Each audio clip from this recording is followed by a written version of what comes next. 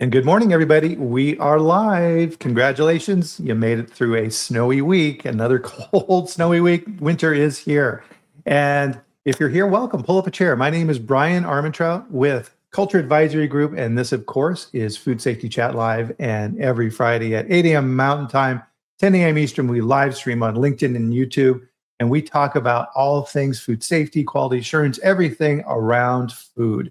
And if you're new to the chat, one of the things that you're going to notice here is this is not a lecture. This is meant to be an exchange of information. And so, as Deleo will agree, I'm sure, is that food safety and protection of the food supply is not a point of competition. As far as the consumers are concerned, we all do the same thing and we're judged accordingly. So the more information we can share together and the better we can make the food supply, the better we all of us are. Because guess what? We all eat food, every one of us. So it's important work that we do, and we appreciate all of it. So, man, we got a ton to go through here today for sure. So first off, I always love it when I have new people on the chat. It brings a fresh perspective and some new ideas. And if we're able to kind of elevate what it is from our knowledge base just a little bit off every show, we're all getting better all the same. So I'm very excited. And Deleo, I'm not even going to try and pronounce your last name. So I will leave that to you. So my guest here today is Deleo, and she is the CEO and co-founder of Purity IQ Labs in Guelph, Ontario, Canada. Deleo, how are you today? I am fabulous. Thank you very much. And I'm taking a look at a lot of the people. Most of them are in the same ice belt that I'm in. I'm in Toronto. And so I'm seeing Chicago, Belmont, Ontario. So I think we're all commiserating these this Arctic weather is really hard to get through. But I'm well other than that. Thank you. Well, and here in Colorado, I think they said it's been one of the driest winters on record. So we've been spoiled, and it's snowing here a little bit. And down when you're in the foothills, you enjoy the lack of snow because you don't have to scoop and all that type of stuff. But it's been really bad for the ski resorts. They've been very unhappy with that. Kara's here. Good morning, Kara. So I saw Tim had posted this morning. He's in Tennessee, and everybody there, he had went to a hardware store to buy some supplies. Pretty much everything's getting cleared out from a purchasing standpoint, which it's always amazing to me when that happens. It really highlights just how decision-making and reactionary people are in situations like this. We like to think that we make our decisions based upon logic, and we're very, regimented in our decision-making process, but emotion really drives a lot of our decision-making process. I'm sure a lot of people out there still have toilet paper left over in the basement from COVID. We're all still working through that. Austin, good morning. I saw Austin got a promotion in his job. I saw that announcement this morning. So congratulations, Austin. Good job. That is really, really cool. So as we mentioned here, everybody is showing where we're at. So here it's snowing a little bit, Deleo, and it's about 12 degrees Fahrenheit. So -5 or so. So not too bad. Not too bad here. I think the big difference is I lived on the East Coast as well. It's very dry out here, and when it's -5 here, it's a very different -5 where you are. It's to your point earlier, it's bone chilling. It can really. Well, we have the wind chill that always adds some fun and excitement to your day. So, so let's all join each other with a sip of your favorite, hopefully warm beverage here on this chilly day. Cheers. Nice. Very good. So with that, Delia, one of the things I love to do on the chat is you get to be tortured on the chat here this morning with the dad joke of the week. Are you ready? Do you have groaning sound effects after? Oh, I've got some. I've got a good one here. We'll pull it up. So not a lot of people know this, but I used to work at a keyboard factory, and I worked here for quite a while. But actually, I got fired from that job, and I was pretty surprised as to why. My boss pulled me in the office, and I found out he had to let me go because I just wasn't putting in enough shifts.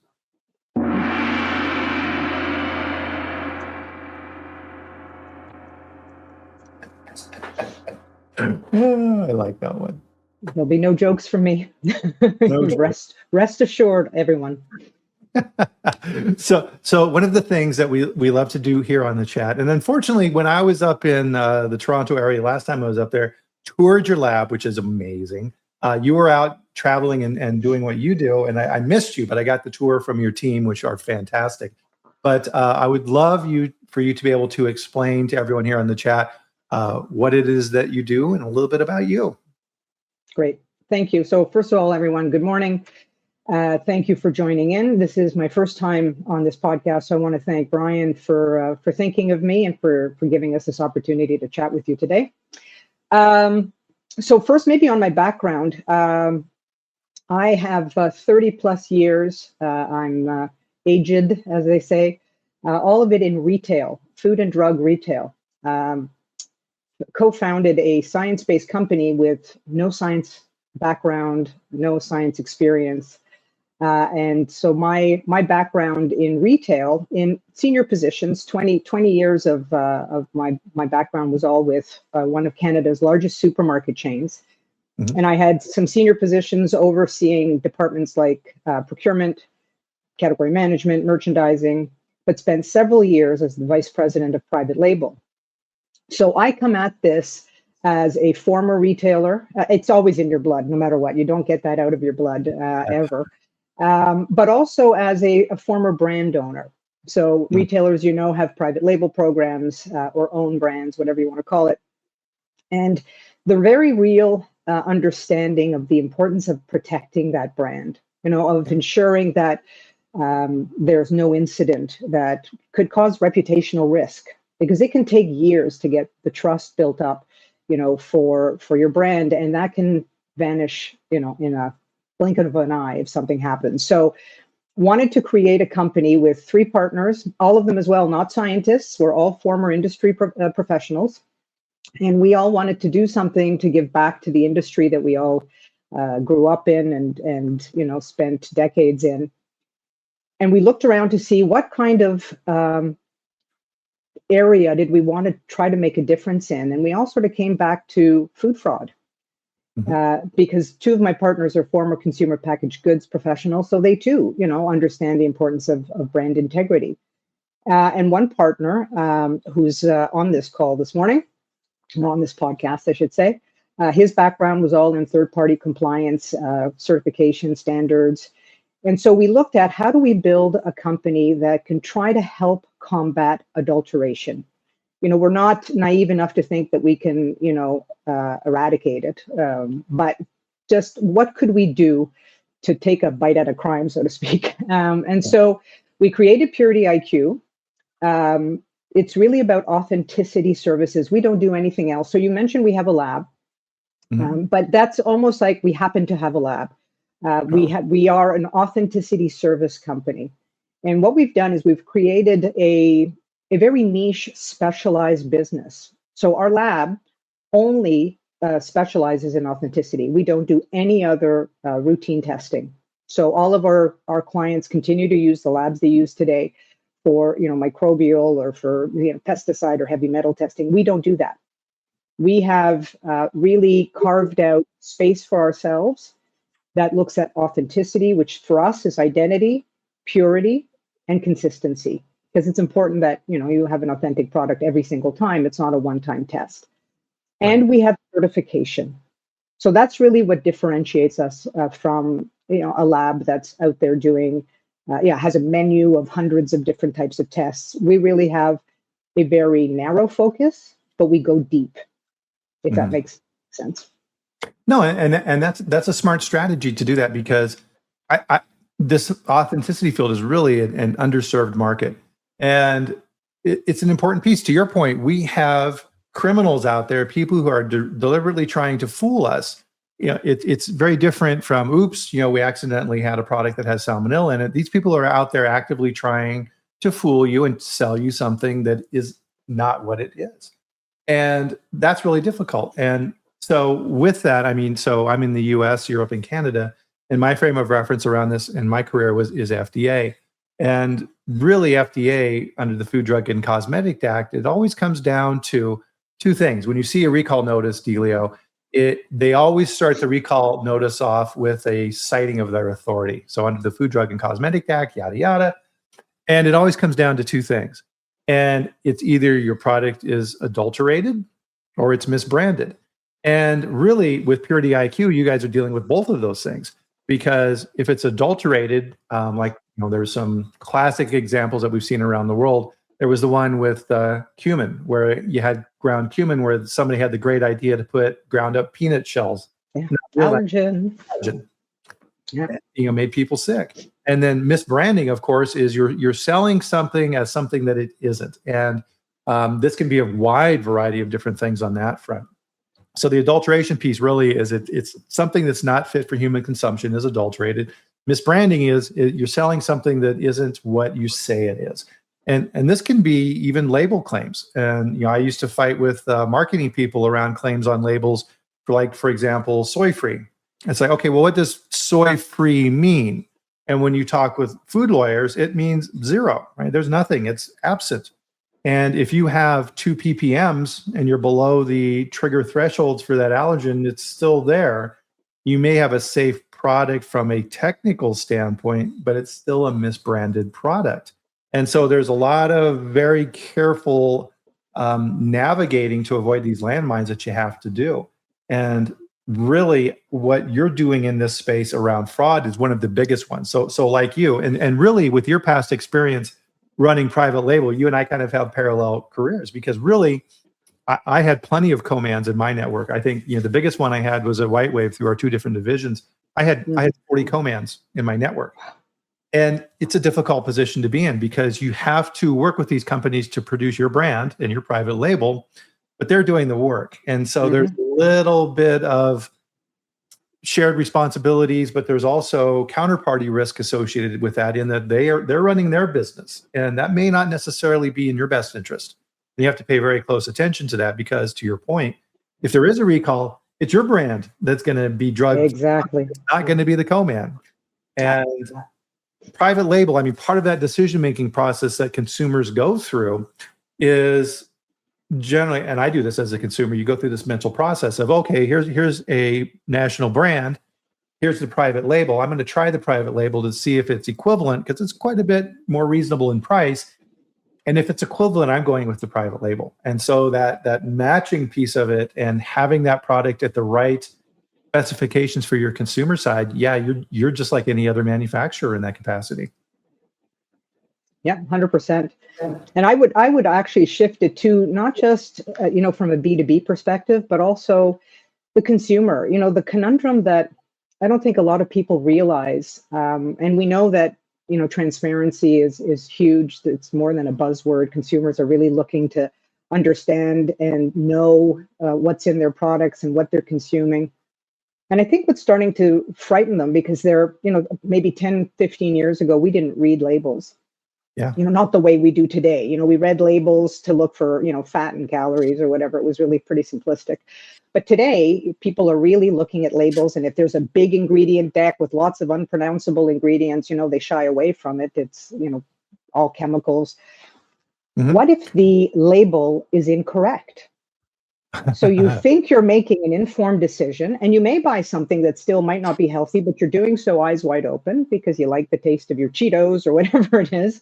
But what if you can't make an informed decision anymore because maybe you're being misled? This is the huge conundrum for anybody I speak to, just from a consumer standpoint. They're at a loss, which is why we have certification. They need to find something to say this has been third party verified, not self-declarations, which we know don't mean a heck of a lot. Right, exactly. And this kind of circles back around to the main theme of our talk here today, is really this element around food fraud. And I know, running quality assurance in large companies, this is a constant fear, because philosophically you're trying to find something that you don't know about, and that's hard. And that was always the conundrum. So if you're in a large company, you're buying probably hundreds, if not thousands, of different SKUs for making your products. And if you're dealing with co-mans, they're probably buying their own ingredients. So you have to make sure they're buying what you want associated with that. But physically, you just don't have the manpower to say, okay, I'm going to go out and audit everybody. Not going to happen. And even if you did, to your point, Deleo, if someone is actively trying to commit fraud, that means they're aware of what you're doing and they're finding ways around that. And that's always the angst around food fraud is I can't test for everything, because you'll go online and you'll do some food fraud searching and say, oh, I'm buying this ingredient. What are typical ways this thing is produced fraudulently? And you end up with this giant laundry list of things. And it's like, okay, I'm gonna buy cinnamon. And then you go through the list and you're like, I can't test for all that. I'll go bankrupt. So a lot of times, and this is unfortunate, this is absolutely not what to do, is like, okay, I'm just going to pretend that I don't know what's going on and hope for the best. And we know in what we do, that's a terrible plan. And so really what you've kind of done is flip that around and said, how can we evaluate this and find out if it's, to your point, authentic? Is this what it's supposed to be? And that's a really good topic. And figuring out that really helps to, in my view, kind of mitigate a lot of those different things. Because if you know what it should look like, that's kind of what you need to know. And I'm really kind of wrestling this around in my mind, in that really there's only two buckets, isn't there? There's, I know what it is, and then everything else. And that's kind of what you're doing, right? Yeah, when you say I know what it is, and you're right, you can't test everything. That's not practical in any way. But there are things you can do, and testing has to be, and of course I'm saying that, and we're a testing company, and if you're going to say it's self-serving, but when you think about all the other ways that you're, trying to fight food fraud, you're doing food safety or food fraud assessments, right? You're trying to, like you said, what are the worst categories? Where is there, where geographically are the worst countries, that products are coming from? You'll do audits, but again, with things like audits or relying on paperwork, there's gaps there. And that's, you said something earlier about the fraudsters will figure out the shortcoming immediately. They're very, very smart, and they will right away jump into that gap that exists. So we know that documentation can be altered. People can edit PDFs. There's nothing stopping someone from falsifying a document. And audits really are looking at the facility, right? When you're talking GMPs, you're looking at the manufacturing processes, you're looking at the facility, you're not necessarily looking at the product. This is, these are the subtle things. I think people are sleeping at night thinking, check, check, check, I'm doing everything I should be doing. Yeah. And in all cases, you are testing.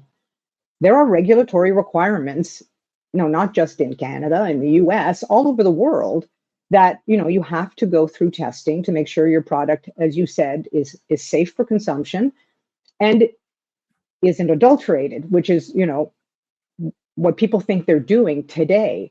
And I'm trying to, I and everyone at Period IQ, we're trying to shed some light on this. I think this is a misinformation, that if you think that what you're doing today is enough, it's not enough for adulteration. So you're doing an identity test. Everyone has to do an identity test. It's a regulatory requirement. But the identity test, for the most part, depending on the type of technology your lab is using, will only tell you that the ingredient you expect to find in the product is there, the identity of the product. It may not tell you if it's been diluted or adulterated. It won't tell you if there's something unexpected in there.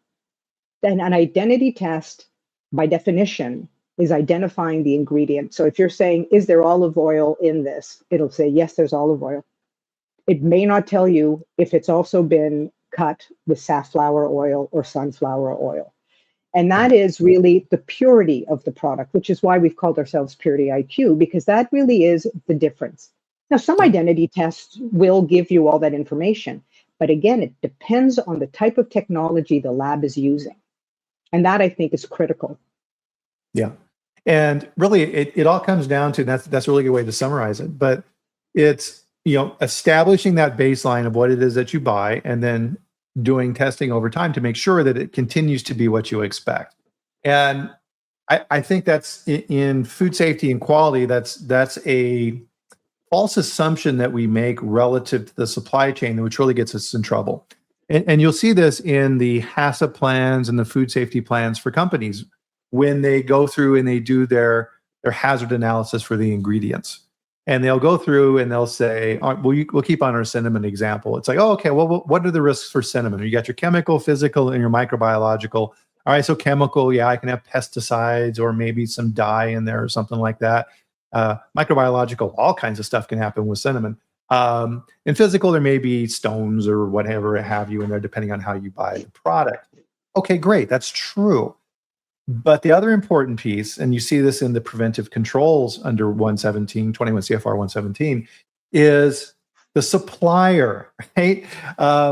You have to know who you're buying from. That's a big chunk of this trustworthiness. Because if that supply source changes, now your trust has changed. You don't know who these people are. If you've been buying cinnamon from the same supplier for 10 years, and now all of a sudden procurement finds a cheaper source of cinnamon, and now you're getting it from somewhere else, you know nothing about that company, and that's a giant risk. There are triggers.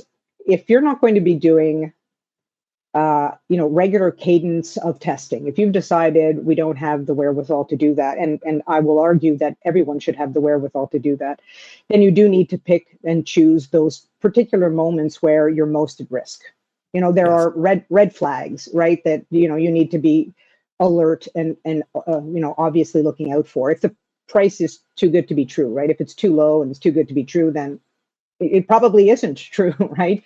Yeah. Or even if there's vague or incomplete specs on the documentation, you said it, sudden change in supplier, like you need to go, all right, we need to go back and figure that out and take a look and see what this ingredient supplier, what the impact of that is. And I would go back to, even if it's like a really opaque supply chain, if it's overly complex, and today supply chains are pretty complex. There's a lot of borders that products are crossing. There's a lot of hands and intermediaries on the products now.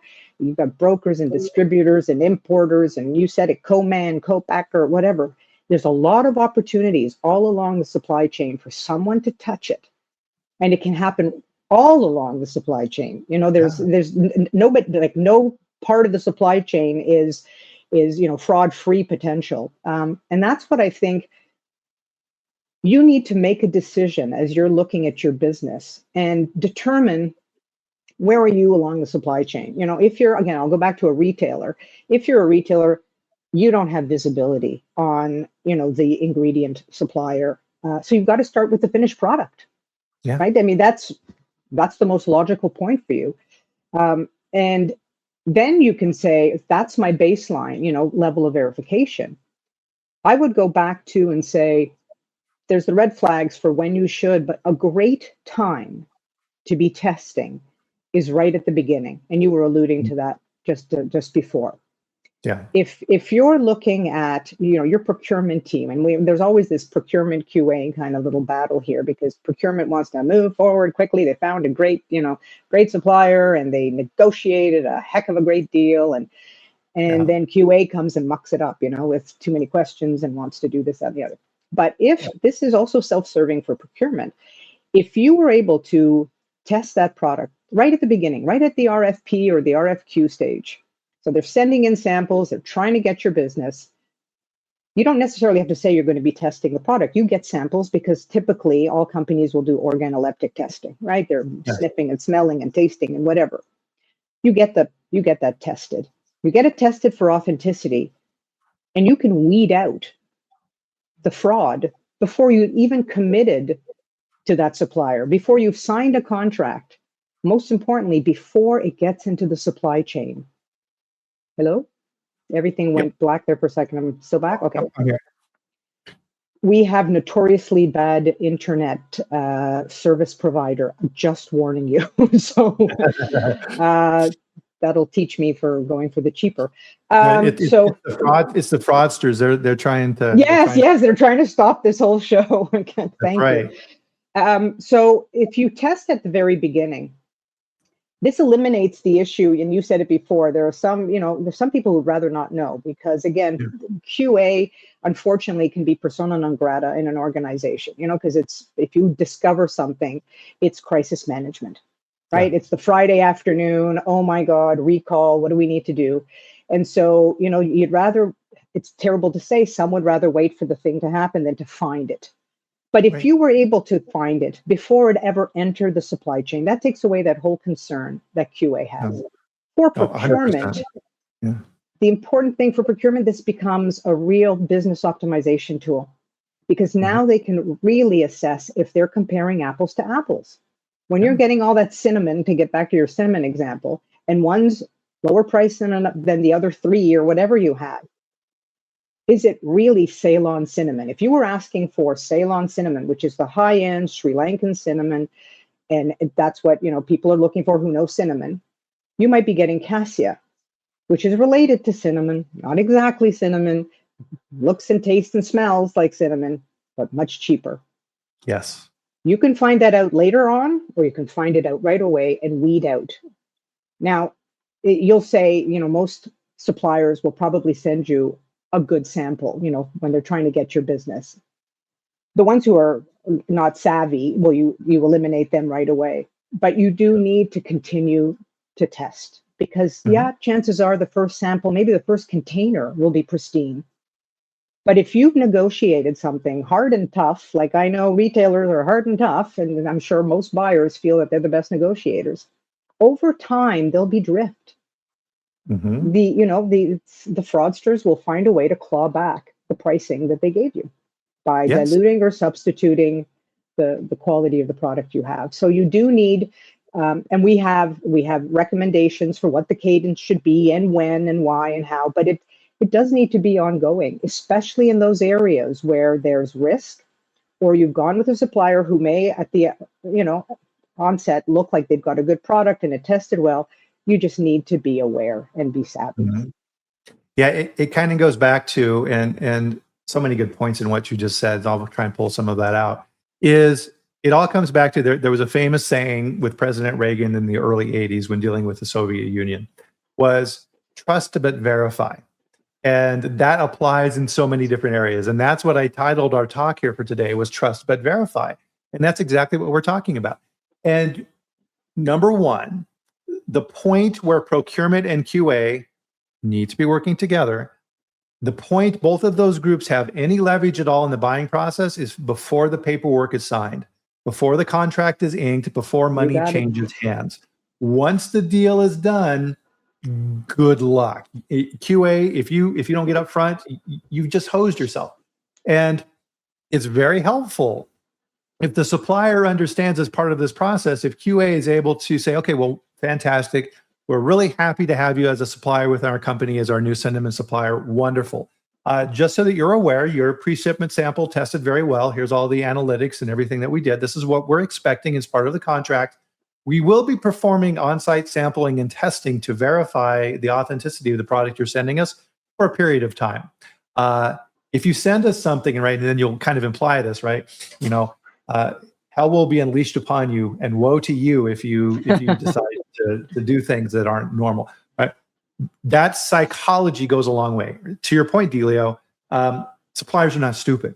There's an example from my past. I had one of my dairy plants that would sometimes, and unbeknownst to me, they were doing this. And when I found out, I was super mad. They would bring in raw milk that was kind of borderline on specs. Maybe it was a little bit warm or things like this. Nothing too bad, right? They could deal with it. Well, guess what? All of the co-ops and all of the milk supply around that region figured that out. And they figured out that this plant would take milk that was kind of meh. So where did all the marginally specified milk go to? To that plant. Yeah. And I was in there doing an audit and checking up on stuff on one of my routine visits. I started reviewing their milk receiving logs. And I started seeing like the milk receipt temperature going up and up and up and up. And yeah, there was a very serious come to Jesus meeting with that plant manager and the head of the operations group. And once that got shut off, guess what? The problem went away. But they knew that was the place you sent stuff. Suppliers know that. They Yeah. absolutely know that. I saw somebody, I don't know if you see my eyes going to the side, but I saw some of the comments, and someone said you're talking about food and, pharma supplements. That is a huge area. I know we're talking about food because food fraud is the buzzword, but we started our business on the supplement side, so it's a big part of our business. And you're right, Portland, I think, yes, Portland. Yes. The supplement world is, I think what makes it even worse, honestly, is that, look at this here. Yeah, imagine things like that. This is what's really frightening. And we all know Amazon is now like finally sitting up and taking notice and doing something about it. But the whole supplement world, I think what's even scarier for consumers is that you're not just consuming that product and spending a lot of money, so they're expensive, we know that, but you're expecting a therapeutic benefit. Yes. So if it's been adulterated and diluted to a point where there's really zero active ingredient, then not only have you just spent a lot of money, but you're getting zero health benefit for it. Yeah. And the fraudsters have figured out, this is again where, and I say buyer beware from a B2B perspective, not the consumer here now. You really need to be asking questions. Yeah. The majority of labs out there are using technology, analytical methods that are targeted. And I want to spend just a few seconds to explain the difference between targeted and non-targeted. Yeah. Targeted is, again, what the vast majority, like DNA testing is targeted, for example. Mm-hmm. HPTLC, that is a common analytical method, is targeted. And they're excellent. I'm not bashing any analytical methods. We use DNA for certain things. But targeted means you're targeting something specific. So you're asking it to look for X. So let's go to the supplements. You're asking to say, is there ginseng in this product? And it'll say yes, assuming that there's ginseng in it. As I said before, it may not tell you if there's anything else in there because targeted is only going to tell you what you've asked it to look for. Yeah. So if you know what the common adulterants are, then you've got to start saying, oh, well, okay, now what about this? Is that there? Is X there? Is Y there? And it's a needle in a haystack. Yeah. There are thousands of adulterants out there. So the important thing is to ask your lab if they're using non-targeted methodologies. Non-targeted will expose everything in a product at the molecular level. And we like to say you can't hide from NMR, which is what we use. We use nuclear magnetic resonance spectroscopy. And we decided to invest in NMR because we're only about authenticity. Most companies don't have NMR. It's expensive. You need trained NMR spectroscopists. There's hurdles as to why it's not, in more labs. And because all of these other labs do so many different types of tests, they're able to use some of their existing technology to do identity testing. And this is where we come back full circle to an identity test is what's the regulatory requirement, but it only tells you a portion of the story. So you need to be asking your labs, are you using non-targeted? Because if not, they may not be picking up the adulteration. That's a super important point because as a QA person looking at this, I was always thinking in terms of targeted. And then I would look at this list of potential adulterants that I would need to test for. And it's like, okay, a base test for the ginseng. Now I need to test for these pesticides. Now I need to test for these heavy metals, right? And the bill is just going plus, plus, plus, plus. And the lab comes back and goes, oh, yes, we can do this for you. This is going to cost $1,500. And it's just like, right? And you're like, okay, I got a little bit of money in my testing budget, but now I multiply this by the 600 or so ingredients I'm buying in the company. I can't afford to do that. And so it gets stuck. And now we're back again to this. And it's like, okay, I'll just roll the dice and hopefully the COA is okay. And does this kind of get to what Paul was asking here as well? Is authenticity and identity, is that kind of the same thing what you're talking about then with the targeted? Okay. Yeah, it really is. And again, it's not NMR is the only solution. It's what we've invested in because it is the best, one of the best solutions out there because it is targeted and non-targeted. And works well on, the products that are most at risk. So food, beverage, supplements. Yeah. The So thing you need to be asking, so anybody here who's in the supplement world, just maybe food for thought, supplements for thought. When you're looking at an active ingredient, so again, let's go back to the ginseng example. The active ingredient is in the root. So an identity test, if it's targeted, typically looks for a chemical marker. And the chemical marker is the same, whether or not it's the root or the leaf or the stem or a branch, or flower, or whatever. That's how the savvy fraudsters are, they know the gaps. They know that an identity test, if it's a chemical marker, if it's DNA, it's all the same. And so it will pass the test, but they will have substituted for a cheaper part of the plant where there's either no active ingredient or much less active ingredient. So these are the things, this is why you need to ask questions. You can't just say, I found a lab. If the lab's doing your heavy metal pesticide, microbial, all of that, pathogen, fantastic. When it comes to the identity test, that's where you have to ask if you are looking to do something about ensuring it hasn't been diluted, substituted, or if anything else added to it. Wow. So if I was a savvy fraudster and I had connections at a ginseng plant, and I knew that the leaves and stems and all the byproducts were thrown away, I could go to the garbage and pick all those out and Yeah. create my own Dumpster dive. Yeah, exactly. And so Cortland in the comments here owns a lab as well, and he's asking some technical questions as well on NMR. So I don't know if those are something we want to get that deep into here or not. But I'm not. I've said right from the beginning, I'm not a scientist. We have the PhDs on staff. We have the technical staff. Happy to take these things aside. I mean, I'm not even going to try to. I'm just a simple retailer who became, I play as a scientist on TV kind of thing. But, I know enough to be dangerous, but I won't get into, technical debates or whatever. I can't. And so I choose not to. Well, but yeah, happy, and I think, Cortland, and again, you've got my email address, please feel free to send me an email, and I'm glad to dig deeper with you into things. Yeah, Cortland, yeah, he's super knowledgeable and he's a good guy.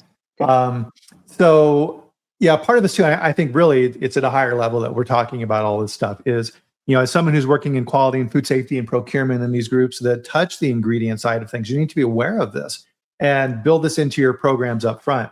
And so Tim was nice enough in here to put kind of the way I look at things relative to risk assessment. It's really, you want to be proactive versus reactive. And thanks, Tim, for bringing that up, because really that's what we're talking about here is being proactive. 100%. It's QA needs to work actively with the procurement team to keep these issues from happening in the first place. It's kind of like the analogy, like for police patrols in your city, right?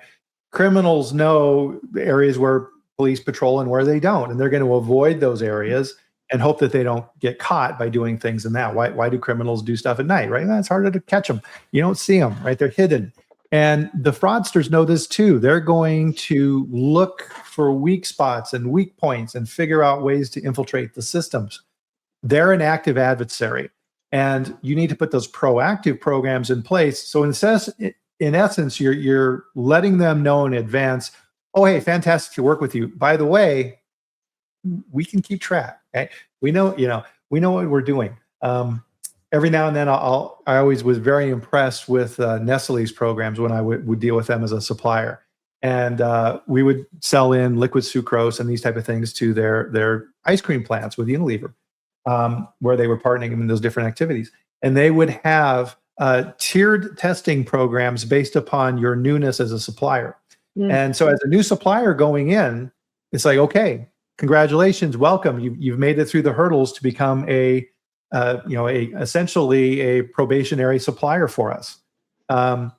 This was just the first hurdle. Now you've got to show that you're actually a good supplier by meeting all the criteria for the sampling we're going to do at the plants. We aren't going to accept your pre-shipment samples. We're not going to expect something from corporate. We're going to be pulling the samples ourselves.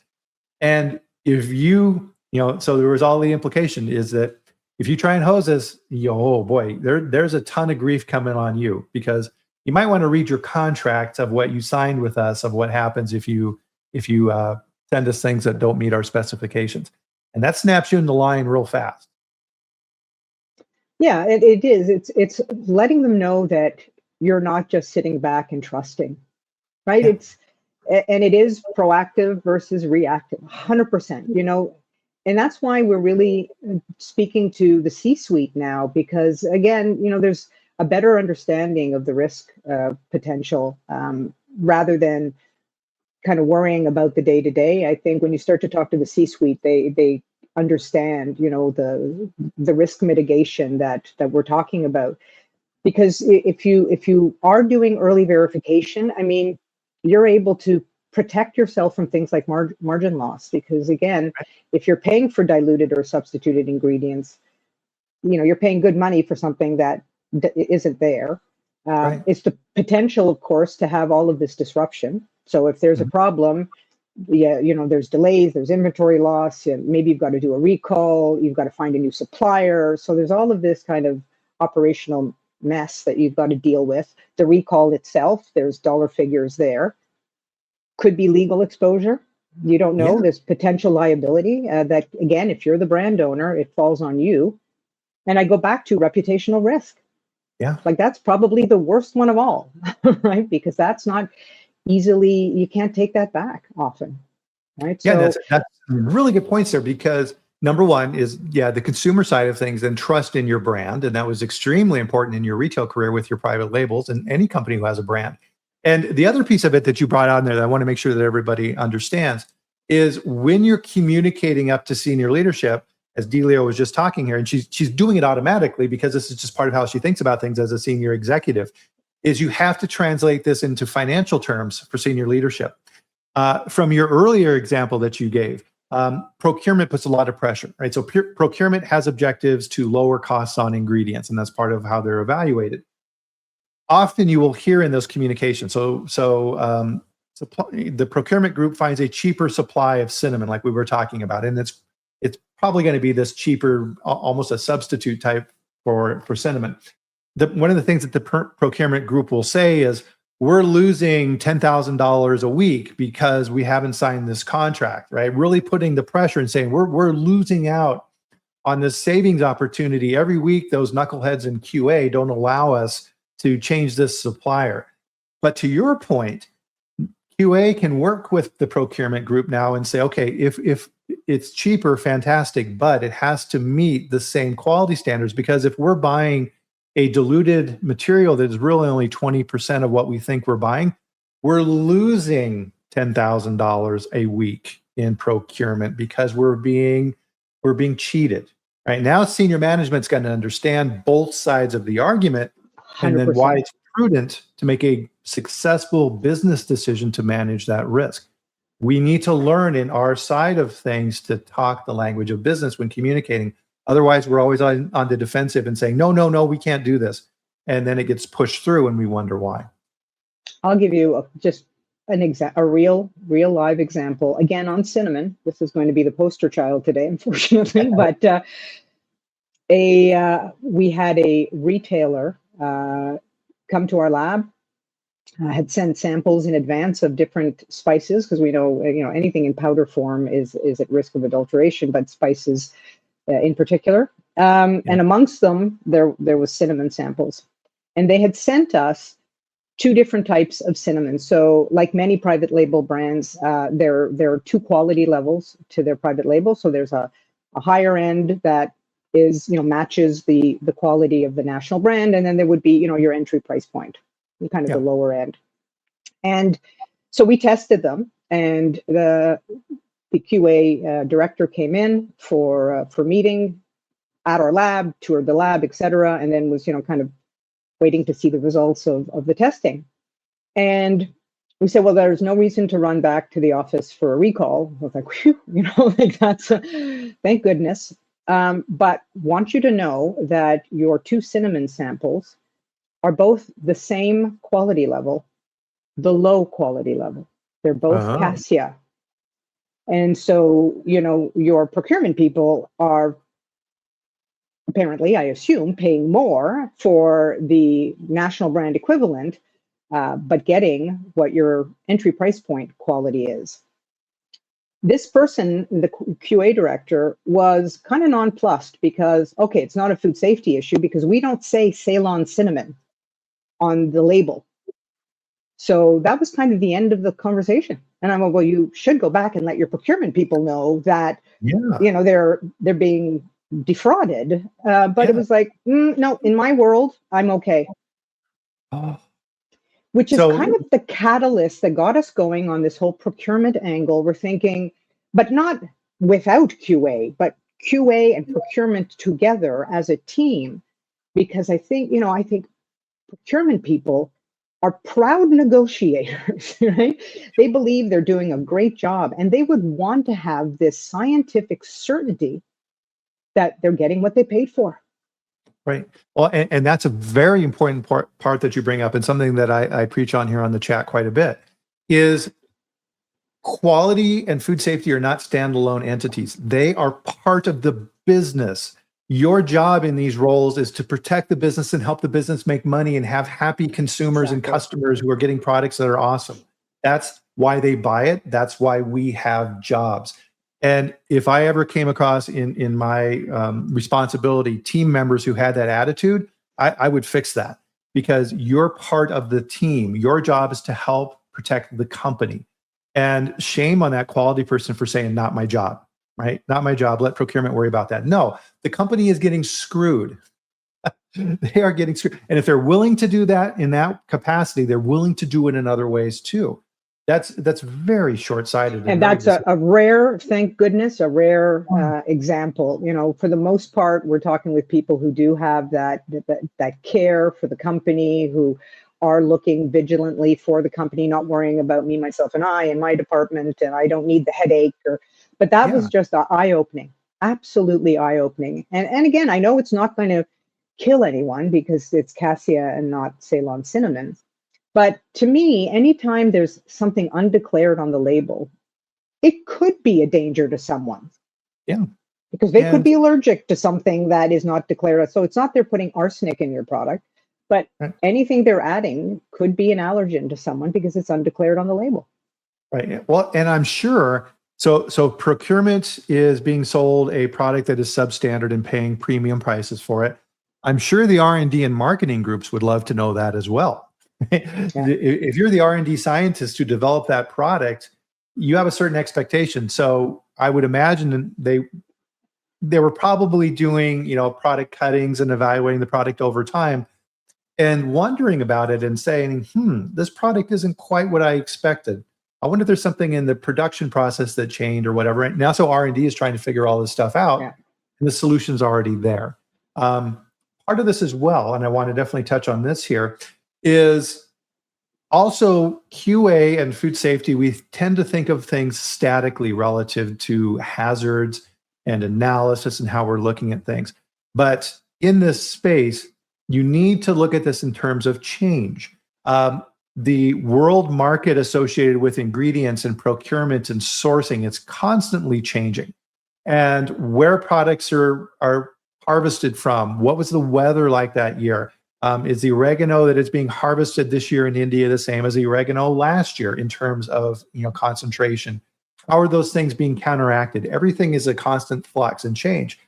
And if something happens in the world that disrupts supply, so the example we use on here quite a bit is Ukraine and sunflower oil. If your sunflower oil is used in your product, guess what? There's the major supplier of sunflower oil for the world isn't supplying sunflower oil anymore. Who is? How's that being substituted in? So your earlier example with olive oil, what's really in it? What's in that honey? Good God, honey, right? Honey. Oh, don't get me started. And not to mention as well is marketing is always also trying to figure out ways to differentiate the brand from other companies in the same space. And they would come to the QA and procurement groups and pitch new products to senior leadership and say, okay, we're going to produce this new vanilla soy milk. And it's going to be exclusively with organic vanilla from Madagascar or whatever. And it's like, okay, that's great on the label, but what happens if you can't procure that very hyper-specific ingredient? Or we see this all the time now with novel ingredients, superfood, right?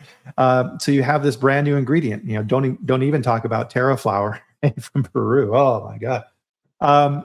Okay, now what happens if that supply chain for that ingredient dries up? And in order to get authentic Madagascar organic cinnamon or Or vanilla, vanilla. now the price is 100x. Okay, now what do you do? Now you got to scramble because now all of your packaging says this. And if you don't have that ingredient in there, you are now misbranded. These markets are changing all the time and you need to keep up. And I think that, with Purity IQ, having that catalog of what it should be is very important. And it's also, we talked about biological origin, like when we were talking about ginseng or whatever, but it's also geographic. When we talk about, you said honey, we know Manuka honey is a premium honey and it's from New Zealand. Mm-hmm. And it's expensive. It's more expensive than regular honey because of its unique properties. But New Zealand only produces about 1,700 tons of genuine Manuka honey each year. And I think I saw that there's about 10,000 tons sold globally, like 6 times the actual production. These are the things, I wonder what that means. Again, those are the areas. And again, I'm going to talk about NMR. NMR is able to differentiate, again, with biological origin, provenance, country of origin. And you said it is a database. You need to have a database of all the authentic samples to be able to do that. But that's, a good lab will have been building that database over time and have those authentic samples, or build them with you if you're looking to get that done. But yeah, you've got to be looking at those. What are those areas where, like Manuka honey, like, olive oil that you're looking for, 100% pure Italian olive oil, first press, whatever. There's a lot of stuff flooding the market that isn't what it says it is on the label. Yeah. So this is a ton to take in. So if I'm working in QA or food safety and I want to partner with my procurement group in the company to start looking at these things, how would you recommend that they start? What's a good way to start looking at this stuff? Well, the first thing, like you said, is bringing the two teams together and really aligning on, kind of the shared goals. Like, what are you going to do? What role do you play? Who's got oversight? And then I would honestly recommend you start with high risk ingredients. There's no point in starting anywhere else. You might as well go right, to the pain point and focus your efforts where the risk of fraud is the most. So what would be some examples of typical high risk products in the food industry? It's all the ones that we know and we've talked about: honey, olive oil, and it's not just olive oil, edible oils, because right now avocado oil, sesame seed oil, all of those are at high risk of adulteration, and we're working with companies in all those areas right now. Spices, I mentioned, that's another big one. Beverages, you'd be surprised. Really? Juices, there's cheaper citrus being used, different instead of orange juice. Coffee, when people think they're buying Arabica and it's mostly Robusta, So again, choose those high risk ingredients. And if you happen to have supplements in your portfolio, supplements would, botanicals most specifically are big problems. The herbal supplements. And then you need to have spec. You need to define and enforce your specs. I mean, that's really define the spec, make sure they're measurable, verifiable, and that you can enforce that. And then engage with a partner, whether it's us or someone else, but somebody who can help you on this authenticity journey. And then I'd say start small. Do a pilot, like a proof of concept. Apply it to that select product, and then demonstrate the value that you can take back to the business and say, this is something we want to do moving forward. And here's what we were able to uncover. Yeah. Well, and something I would always look at very closely with the procurement group when we were starting to look at a new supplier is send me your spec. And one of the things with suppliers, the specification for that product they're going to send you, they're going to set their limit as wide as they can, right? They want to be able to drive a truck through that and send you anything that they have. So part of that is building up that educational knowledge base to understand for those ingredients that you're buying, and R&D is very helpful in this too, is what are the key attributes for these ingredients that we need to be looking at from a functionality standpoint? What do these groups want for this ingredient? And then also then overlaying that with the QA and food safety teams, what are those limits that we're worried about? So heavy metals, pathogen testing, And then also, what is their testing frequency? I've seen this where I start digging in with suppliers, and they'll have the Listeria, Salmonella, E. coli testing, all this type of stuff. And I'll say, this is great, fantastic. What is your lot size testing? What's your method, and how often do you test? How do you sample, right? And then you'll find a lot of times things start really falling apart, because then you find out, well, yeah, we pull a 25-gram sample once a year. And you're like, no. That tells me nothing, right? Yeah. And you have to understand what's behind that. Sometimes if you're paying attention, and this is where your QA managers and the plants become really important, is you need to be looking at those COAs. If it's got the same freaking analytical results every single time on the COA, exactly. they're just photocopying it and sending it to you. You need to pay attention. Yeah, you're right. You've got to be a step ahead. You really have to be. And there's enough online about all of the different ways that fraudsters are making hay. Like, we'll never be able to anticipate the next thing that they'll figure out. But, there are ways to really, plug up those gaps big time. Absolutely. So we're at the 5-minute mark here, Deleo. What are some of the key thoughts that you would like to leave our audience with here today?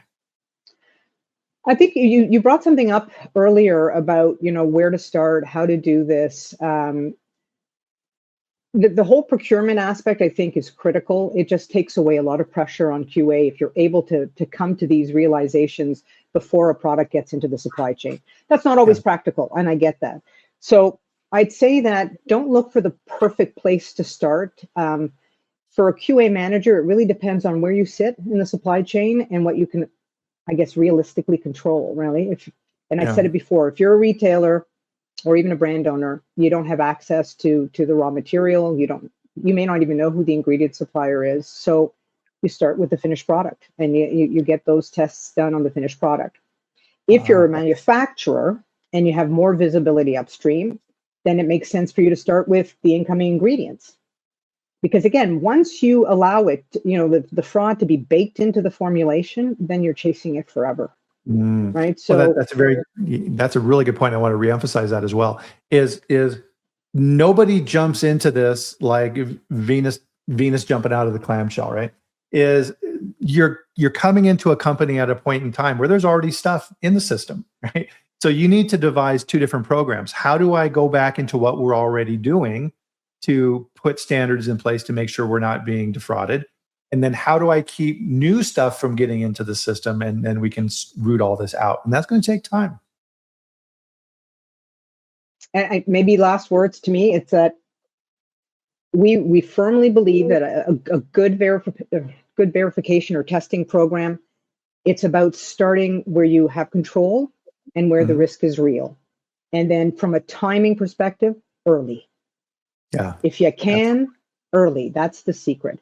And, if you want to be able to let consumer, your customers know, then we highly recommend that you engage with third-party independent verification and certification.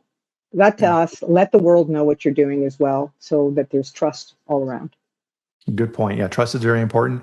You need to be proactive instead of reactive if you want to manage risk in your company. So, wow, I knew this was going to be a great chat, and absolutely, you knocked it out of the park, Deleo. Thank you very much for joining us today. Thank you. This is a wealth of information. It's an extremely difficult, I know from personal experience, it's a really difficult subject, and it's something that in quality and food safety, we really don't know how to tackle. And I think you've given everybody a clear path forward on this. And so thank you for that. And thank you everybody for joining. Fantastic comments here. And it's great. All the expertise relative to this, right? Cortland, right? Tons. I'm gonna have to go back and read through everything Cortland has in here, because they were coming like a fire hose on the side. Yeah, too. I missed most of these. So thanks everybody. In the meantime, right, we're going to close out our chat here for today. And as we say here, have a good weekend. Get out there and enjoy it. Yeah, it's going to be probably a little bit cooler where you are, but that's what winter is. That's why we're here, and that's why it's fun. Get out and enjoy yourself. And of course, we will be back here next Friday at the same time, where I'll bring another amazing guest like Deleo onto the chat to talk about all things food safety, food fraud, quality, all the fun stuff that we love doing. So we'll see you back there at the same time here on LinkedIn and YouTube next Friday. Have a good one, everybody.